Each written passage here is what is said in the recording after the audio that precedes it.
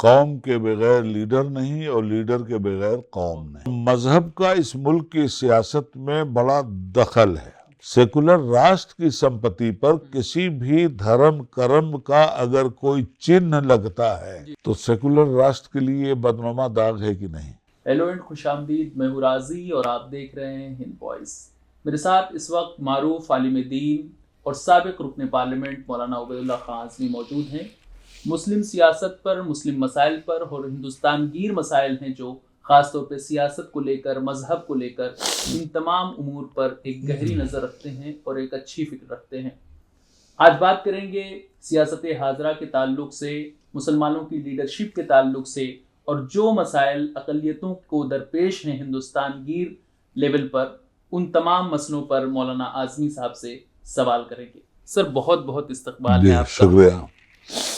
Sir, सबसे पहला मेरा सवाल ये होगा, 2024 का लोकसभा इलेक्शन बिल्कुल नज़दीक है और तमाम जो सियासी पार्टियां हैं वो अपने अपने तरीके से कोशिशें कर रही हैं। ख़ास तौर पे इसमें जो एनडीए है उसने कहीं ना कहीं एक राम मंदिर के बहाने अपने सियासत का आगाज़ कर दिया है। ऐसे दौर में मुसलमानों की लीडरशिप का मसला कहाँ पीछे रह जाता है, या मुसलमानों को इस वक्त कहाँ पर आप स्टैंड पाते हैं? बड़ा ही चुभता हुआ सवाल है ये लीडरशिप का। मैं समझता हूँ कि मुसलमानों में लीडरशिप मुल्कगीर तौर पर तो मादूम है।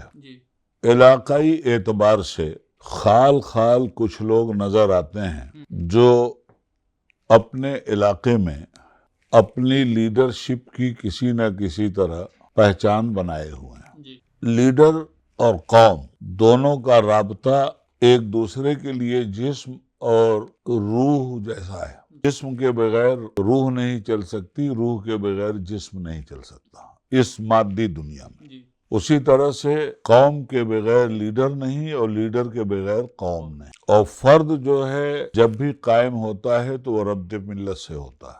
रब्त मिल्लत जो लोग पैदा करते हैं उन्हें लीडर कहते हैं। और जब कोई कौम किसी को लीडर मान लेती है तो वो अपनी आंखों का सौदा कर देती है, अपने कान का भी सौदा उसके साथ कर लेती है और अपनी जुबान का भी। वो कौम चाहे पढ़ी लिखी हो या गैर पढ़ी लिखी, जब भी उसने तारीख़ इंसानियत में किसी को लीडर माना है तो लीडर की आंख से उसने देखा है, लीडर के मुंह से वो बोली है, लीडर के कान से उसने सुना है।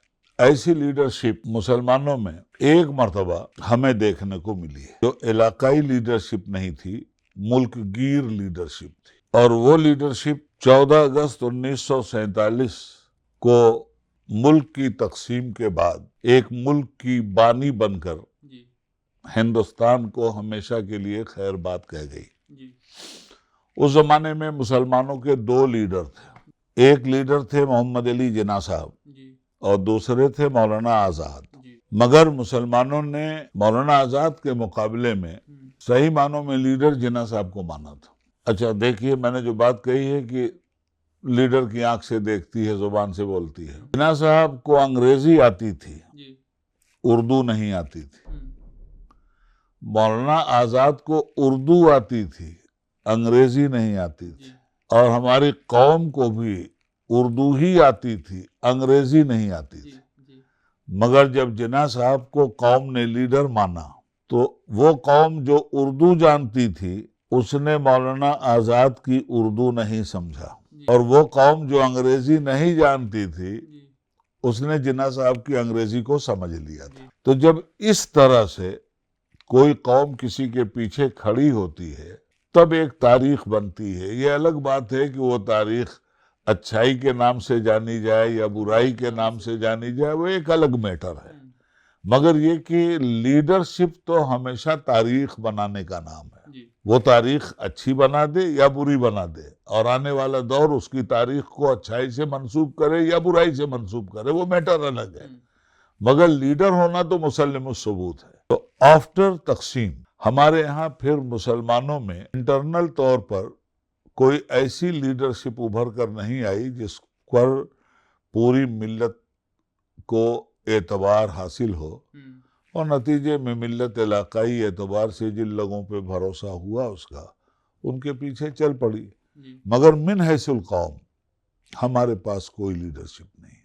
अच्छा मौलाना अज़मी साहब, आपको तो पार्लियामेंट का एक तवील तजर्बा है, 18 साल तक आप मेंबर ऑफ पार्लियामेंट रहे हैं। आप विश्वनाथ प्रताप सिंह से लेके 2008 तक मनमोहन सिंह की सरकार में आपने काम किया है। आप अपने तजर्बे की रोशनी में हमें ये बताइए कि 1947 से लेकर 2023 तक तमाम कौमों ने अपने अपने लीडर पैदा किए, जैसे दलित ने पैदा किया, आदिवासियों ने पैदा किया, लेकिन मुसलमानों की इतनी बड़ी आबादी होने के बावजूद मुसलमान अपना लीडर क्यों नहीं पैदा कर पाया? कई वजूहात हैं ऐसा नहीं कि मुसलमानों ने अपना लीडर पैदा नहीं किया। मुसलमानों ने अपना लीडर भी पैदा किया, मुसलमानों ने अपना मुल्क भी पैदा किया, मुसलमानों ने जो चाहा वो सब हो गया।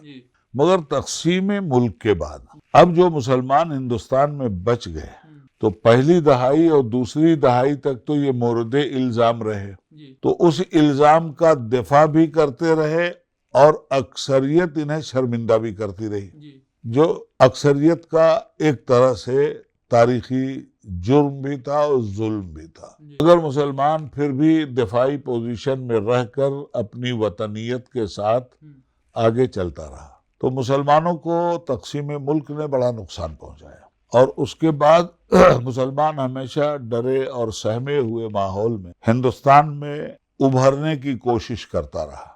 उभरने की भी कोशिश हुई और इसे उभरने से रोकने की भी कोशिश हुई। उन कोशिशों के नतीजे में आज इसको जो दफनाने की कोशिश हो रही है, तो उस वक्त तक जब तक इसका मामला ये था कि दीवार से ये नहीं लगा था, तब तक तो इसे उम्मीद थी कि शायद हमको हमारी फील्ड में खेलने का मौका मिल जाए। मगर अब तो सिर्फ मुसलमान ही को दीवार से नहीं लगाया जा रहा है, बल्कि जिस दस्तूरे हिंद की बुनियाद पर मुसलमान उम्मीदों की किरण और जुगनू अपने दामन में कहीं छुपाए बैठा था, अब तो दस्तूरे हिंद भी मौजूदा हुकूमत दीवार से लगा रही है। तो ऐसी सूरत में मुसलमान सिर्फ वोट देने की मशीन बन करके रह गया। अब मुसलमान उन तमाम तर लोगों की तरफ अपने वोट की ताकत बढ़ा देता है कि ये लोग उम्मीद की किरण बन जाएं और ये लोग एक दफाई मंसूबा तैयार करके मुल्क के दस्तूर को बचा लें ताकि हमारे हुकूक का तहफ़्फ़ुज़ हो जाए। मुसलमान अपनी कोई पार्टी बनाने की पोजीशन में तो नहीं है। कई पार्टियां हमने देखा कि मुसलमानों की उभरी, लेकिन वो इलाकाई तौर पर उन्होंने अपना काम किया और उसका दायरा वो नहीं बढ़ा सकी। और जिस तरह से दूसरी पार्टियां हैं, दूसरे लोगों की पार्टियां हैं, वो उभरी और उन्होंने अपना काम बढ़ाया, उस तरह से ये कामयाब नहीं हो सकी। इसमें आपको क्या लगता है कि दूसरे जो तबकात हैं, जो बैकवर्ड क्लास के हैं, उनकी भी कुछ कमी रह गई कि वो मुसलमानों की लीडरशिप में नहीं आना चाहिए? नहीं, ऐसा नहीं है। मामला यह है कि दूसरी जो कौमें हैं वो मजहबी एतबार से एक कौम है और आप मजहबी एतबार से दूसरी कौम है, और मजहब का इस मुल्क की सियासत में बड़ा दखल है। उस ताल्लुक को कुछ लोगों ने समझा और कुछ लोगों ने नहीं समझा, फरेब नजर का शिकार रहे। जैसे मुल्क सेकुलर है, मुल्क का दस्तूर सेकुलर है, सेकुलर मुल्क में अपने मफादात को हासिल करने के लिए सियासी महाज पर आप मजहब का इस्तेमाल नहीं कर सकते। जाती एतबार से आपका जो भी मजहब है आप उसे फॉलो करें, मगर सियासत की जो जमीन है उसमें आपका मजहब, सियासत आपके मजहब को दखल देने की इजाजत नहीं देती, इसलिए कि ये मुल्क सेकुलर है। सेकुलर का माना ही धर्म निरपेक्ष है, जिसका धर्म से कोई ताल्लुक नहीं होगा। मगर इस नारे के बावजूद 47 से लेकर तकरीबन 60 साल तक मुल्क में सेकुलर हुकूमतें ही रही हैं, और जिन लोगों को कम्युनल कहा जाता है उनकी कुल उम्र ज्यादा से ज्यादा 15 साल है। तो उस 60 साल के अंदर सेकुलर हुकूमतों का हम जायजा लें कि क्या उन्होंने सेकुलरिज्म को के अंदर मजहब को दाखिल किया या नहीं किया। सेकुलरिज्म के अंदर दाखिल भी किया तो किस मजहब को दाखिल किया और उसके असरात क्या हुए, इसको समझना बारीकी से बहुत जरूरी है। तो मैंने राजीव गांधी से भी पूछा था, मुझसे उन्होंने कहा था कि मुझे आपका फेवर चाहिए। मैंने कहा क्यों चाहिए? तो उन्होंने कहा कि साहब इस मुल्क के सेकुलरिज्म के तहफ़्फ़ुज़ के लिए दलितों, ब्राह्मणों और मुसलमानों ने मिलकर कांग्रेस को मजबूत किया था और कांग्रेस ने सेकुलरिज्म को मजबूत किया था। अब सेकुलरिज्म कमजोर पड़ता जा रहा है, दलित हमारे हाथ से निकलता जा रहा है, ब्राह्मण निकलता जा रहा है, मुसलमान निकलता जा रहा है। तो आप जैसे लोग आए ताकि हम इन तीनों को जोड़कर सेकुलरिज्म को फिर से मजबूत कर दें। मैंने कहा ठीक है, मुझे एक बात बता दीजिए कि ये जितने पुलिस स्टेशन हैं हिंदुस्तान में, ये हिंदू राष्ट्र के हैं या सेकुलर राष्ट्र? तो उनका हिंदू राष्ट्र से क्या मतलब? सेकुलर राष्ट्र के पुलिस स्टेशन है। मैंने कहा अदालतें? बोले वो भी। मैंने कहा रेलवे? बोले वो भी। मैंने कहा PWD की सड़कें? बोले वो भी। मैंने कहा पहला सवाल मेरा यह है कि सेकुलर राष्ट्र की संपत्ति पर किसी भी धर्म कर्म का अगर कोई चिन्ह लगता है तो सेकुलर राष्ट्र के लिए बदनुमा दाग है कि नहीं? उनका बिल्कुल है। मैंने कहा मैं आपसे ये नहीं पूछना चाहता कि आपके अहदे हुकूमत में यानी कांग्रेस के कितने थानों में मंदिर बने हैं। मैं आपसे ये पूछना चाहता हूँ कितने पुलिस स्टेशन बाकी रह गए हैं जिनमें अभी तक मंदिर नहीं बने हैं। तो जब गवर्नमेंट की संपत्ति है तो गवर्नमेंट की और सेकुलर संपत्ति है तो उस पर मंदिर बनने का क्या मतलब? सेकुलर संपत्ति पर तो ना मंदिर बननी चाहिए थी, ना मस्जिद बननी चाहिए थी, ना गुरुद्वारा बनना चाहिए था। तो मस्जिद तो नहीं बनी, गुरुद्वारा भी नहीं बना, चर्च भी नहीं बना, मगर मंदिर बन गए। तो अब सेकुलर संपत्ति पर जब मंदिर बन गए हैं तो आप किस सेकुलरिज्म की बात कर रहे हैं?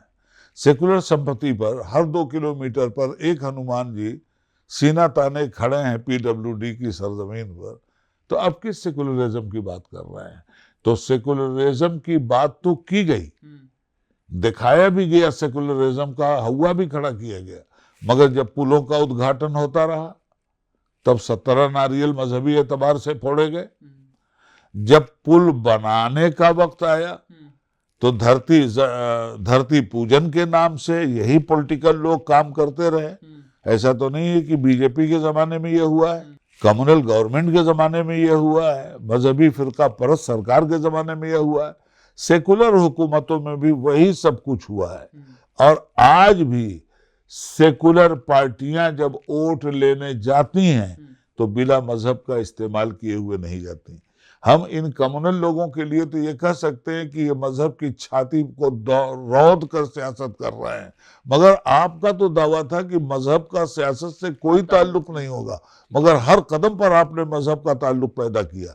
और बीजेपी के लिए सही मानों में इन सेकुलर पार्टियों ने रास्ता बीजेपी को दिया, पहले ही से जमीन उनकी तैयार कर दिया और उसके बाद इन्हीं पार्टियों से वो निकल कर आए और नफरत भरी पार्टी के साथ खड़े होकर देश पे राज कर रहे हैं।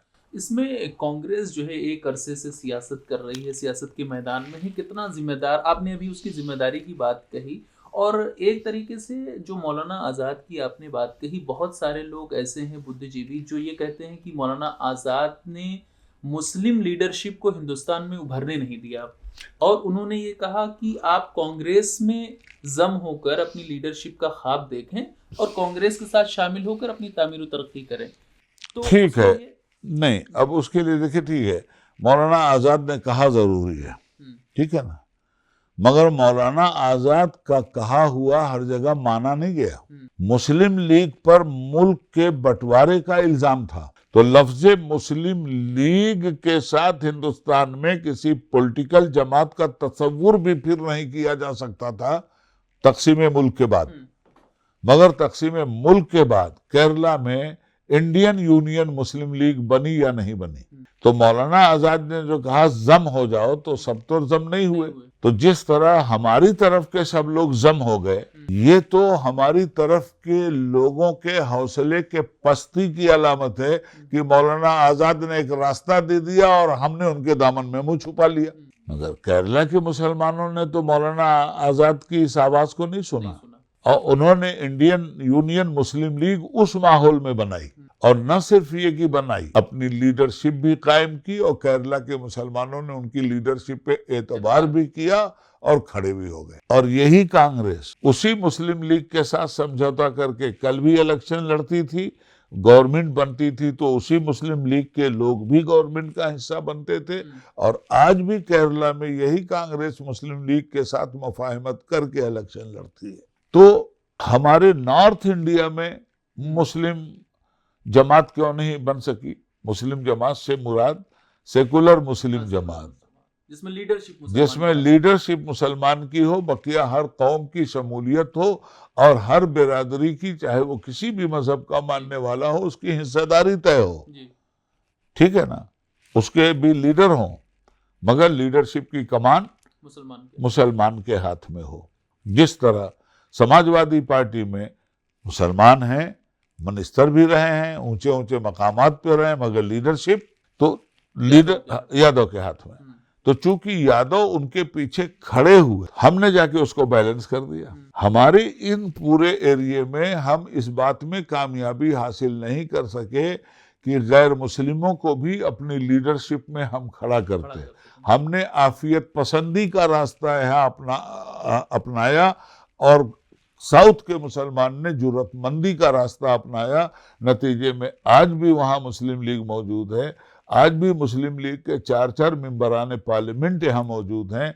आज भी मुस्लिम लीग का चीफ मिनिस्टर मोहम्मद कोया उसी केरला में चीफ मिनिस्ट्री कर चुका है मुस्लिम लीग का, इंडियन यूनियन मुस्लिम। छोटा सा और एक छोटी सी जगह है असदुद्दीन अवैसी साहब की। असदुद्दीन अवैसी साहब के पास जो पार्टी है वो पार्टी भी उसी दौर की पुरानी पार्टी है। उसको भी लोगों ने सियासी एतबार से वहां सींचा, वहां के मुसलमानों का सियासी एतबार से जहन बना। आज वहां भी 7-8 मुस्लिम एमएलए हैं। खुद अवैसी साहब मुसलसल एमपी बनकर के आ रहे हैं। तो इलाकाई एतबार से भी अगर मुस्लिम लीडरशिप डेवलप हो गई होती हर जगह, हाँ, और ठीक है, एक इलेक्शन में मुसलमान साथ नहीं देता, 2 इलेक्शन में मुसलमान साथ नहीं देता, तीसरे इलेक्शन में मुसलमान अपनी पार्टी की जरूरत को महसूस करता। कैसे? जैसे आज हिंदुस्तान में देवबंदी बरेलवी से नहीं मिलता था, बरेलवी देवबंदी से नहीं मिलता था, शिया सुन्नी से नहीं मिलता था, सुन्नी शिया से नहीं मिलता था, सबकी मजहबी लीडरशिप अलग थी। मगर जब बना और सब मुसलमान होने के दावेदार, और जब बना में मुसलमान हमला फिरका परस्तों का शुरू हुआ, मस्जिदों पे हमला शुरू हुआ, कब्रिस्तानों पे हमला शुरू हुआ, औकाफ पे हमला शुरू हुआ, दाढ़ी टोपी पे हमला शुरू हुआ, तो मसलकी इख्तिलाफात के बावजूद सब के सब एक कॉमन इशू पे मुत्तहिद हुए या नहीं हुए। इसी तरह से कोई कांग्रेस में था, कोई समाजवादी में था, कोई इसमें था, कोई उसमें था, अगर मुस्लिम जमात खड़ी हुई होती और मुस्लिम लीडर वक्त के एतबार से इधर उधर नहीं हुए होते, तो ऐसा नहीं कि मुस्लिम जमात खड़ी नहीं हुई, खड़ी हुई, इधर बार बार खड़ी हुई, बार बार टूटी। इसलिए बार बार खड़ी हुई और बार बार टूटी कि खड़ी तो इसलिए की जा रही थी कि नॉर्थ को हम देख रहे, साउथ को हम देख रहे थे, मगर साउथ जैसा अमल हमने इस सरजमीन पे कायम नहीं किया, जिसके नतीजे में मुसलमान लीडरों ने मुस्लिम एतमाद हासिल करने में नाकामी हासिल की और नतीजे में जमात नहीं बनी। आपके यहाँ बनी थी जमात, डॉक्टर फरीदी की क़यादत में बनी थी, मुस्लिम मजलिस बनी थी, नहीं एमएलए भी थे, सेंटर में एक मिनिस्टर भी जुल्फ़िकार खान साहब थे, मगर चूंकि अटैच हुए ना लोगों से, दूसरों को अपनी तरफ रागिब करने में कामयाब हुए तब ना हुआ, और उसके बाद हम कामयाब नहीं हो सके। अयूब साहब ने भी बनाया है, कोई जस्टिस पार्टी भी बनी है, बहुत सारी हाँ, अच्छा देखिए, अब बदरुद्दीन अजमल साहब की बात लीजिए, नहीं मैं उन्हें मुनफरिद मानता हूँ, इसलिए कि उन्होंने जमात कायम किया तो मुसलमानों ने उनका साथ दिया, ठीक है ना, और उन्होंने मुसलमानों के साथ कोई ऐसा व्यवहार नहीं किया जिसमें मुसलमान उनकी जात के बारे में शक में मुब्तला हो, ठीक है ना। ये थे हमारे साथ मारूफ आलिम दीन और साबिक मेंबर ऑफ पार्लियामेंट मौलाना उबैदुल्लाह खान आज़मी, जिन्होंने मुस्लिम लीडरशिप पर, लोकसभा इलेक्शन 2024 पर और मुस्लिम क़यादत वाली पार्टी हिंदुस्तान में अभी तक उभर क्यों नहीं पाई, इन तमाम मसलों पर खुलकर तफसील से गुफ्तगू की। फिर मिलेंगे एक नई शख्सियत के साथ, देखते रहें।